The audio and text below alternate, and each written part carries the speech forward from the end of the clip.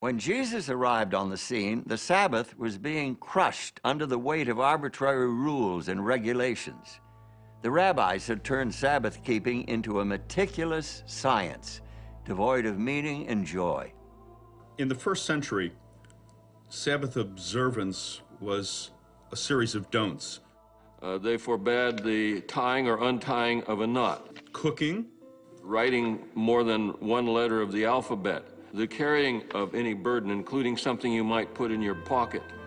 And a lot of the day-to-day kind of work, like preparing skins and hides and the things that you would need for subsistence. They forbade the kindling of a fire or the extinguishing of a fire. And they forbade travel of more than 2,000 cubits beyond your dwelling place. 2,000 cubits would be about 4,000 feet. The Jewish way of Sabbath keeping was very legalistic. You couldn't move, you couldn't do anything. But Jesus saw that that was a distortion of God's plan for humanity.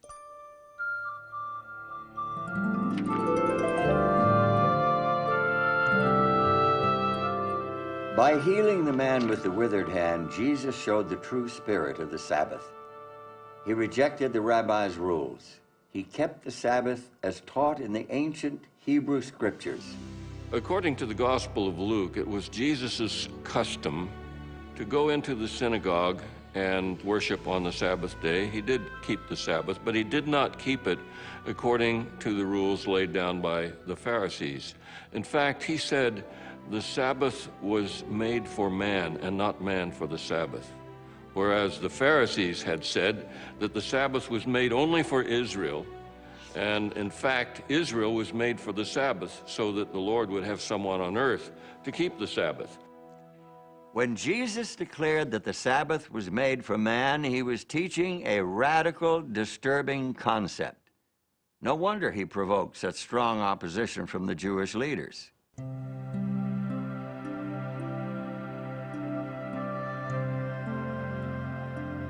On another Sabbath, Jesus was teaching the people.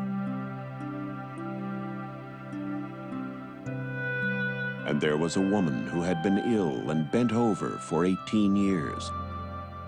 And he called her to him.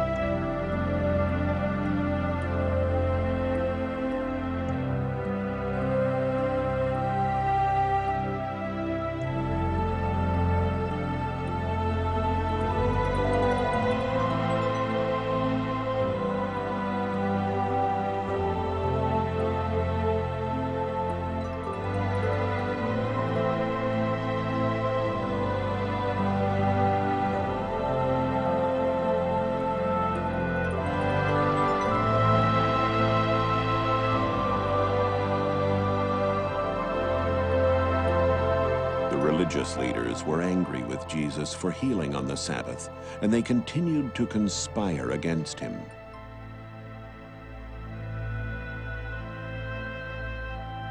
To the religious leaders, this was scandalous behavior, particularly because it broke their mortal danger rule.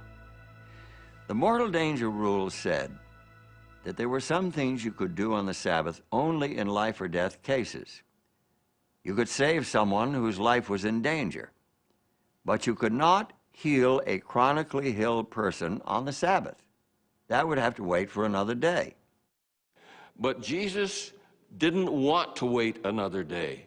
He was saying basically, you untie your animal so that your animal can rest on the Sabbath, but you are criticizing me for loosing this woman from her burden so that she can truly keep Sabbath for the first time in many, many years.